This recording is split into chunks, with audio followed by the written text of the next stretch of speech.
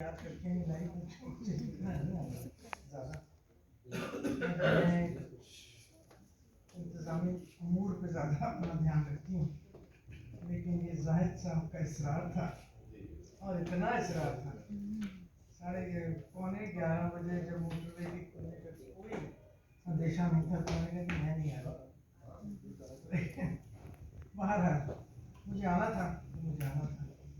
15 minute بعد motor وے کھل گئی۔ یہ میری تقریر جو ہے کچھ جو میں نے سنا ہے اس کی کچھ رسپانس میں بھی ہے، کچھ ایسی کوئی یادیں اگر آ گئی تو وہ بھی بتا دیں۔ تو مجھے وہ جو بیٹی نے بھی ذکر کیا تھا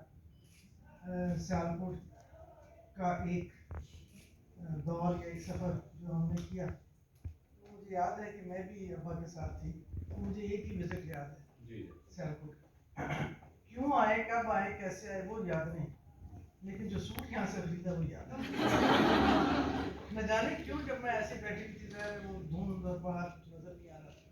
تو گاڑی چل رہی تھی، میں سوچ رہی تھی تو مجھے ایک دم سے وہ فلیش میں وہ سوٹ یاد آیا، بہت ملائم تھا، بہت ٹھنڈا تھا اور میں نے بہت پہنا تھا، تو ایسی بس یادیں آتی گئیں۔ اس کے ساتھ ساتھ پھر مجھے ابا کی ایک اور بات بھی یاد آئی جو میرے پاس ہے، اس میں بہت سی باتیں میں نے لکھی ہیں، شاید میں بیچ میں سے رکھا بھی ہوں،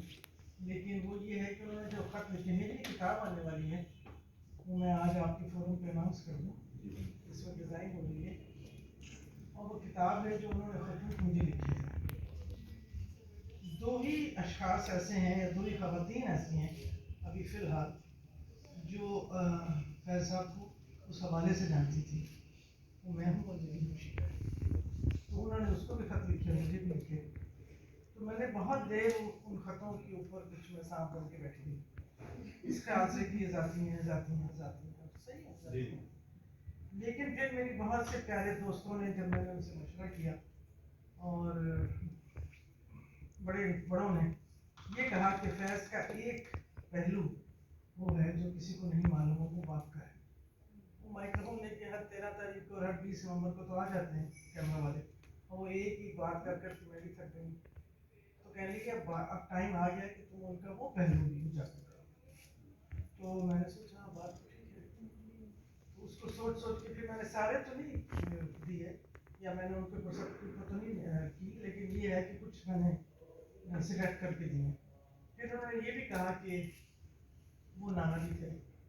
تو پھر میں نے اپنے بچوں کے حوالے سے بھی جو انہوں نے پوسٹ کارڈ،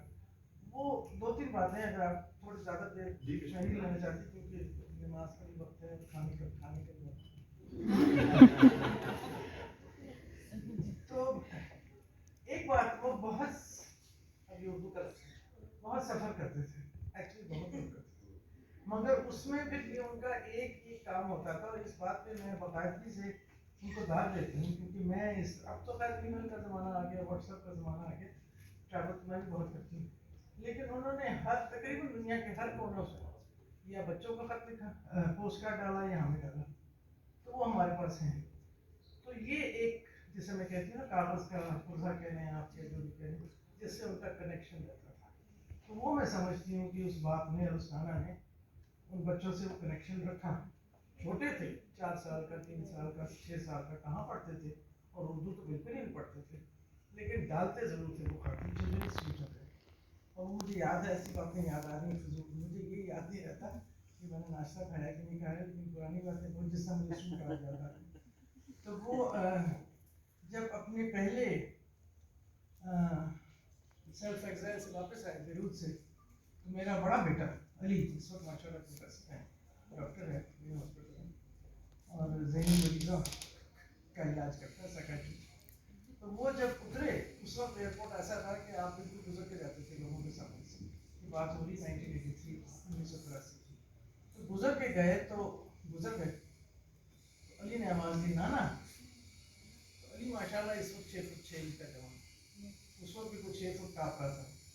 تو رک گئے، اور کہنے ارے یار تو اتنے لمبے ہو گئے انسانوں میں، اور اس کے بعد انہوں نے ایک دفعہ ذکر کیا ہم سے کہ میں نے اب اگر کبھی کبھی میری آنکھیں بھیگ جاتی ہیں، کہ میرے جیل نے مجھ سے نہیں سنیما سے کیا، ہمارا بچپن مجھ سے چھین لیا، اور اس جلا وطنی ہمارے بچوں کا بچپن مجھ سے چھین لیا، ایک قربانی ہوتی ہے جو لینی پڑتی ہے، لیکن لمبی ہے غم کی شام، لیکن یہ آج کل ایک ڈرامہ آ رہا ہے، اس کو ضرور دیکھیے گا، فریش فاؤنڈیشن کی طرف سے، اس میں کچھ میرا بھی ہاتھ ہے، اس لیے کہہ رہے ہیں یہ خاص ہم نے سلیکٹ کیا تھا شعر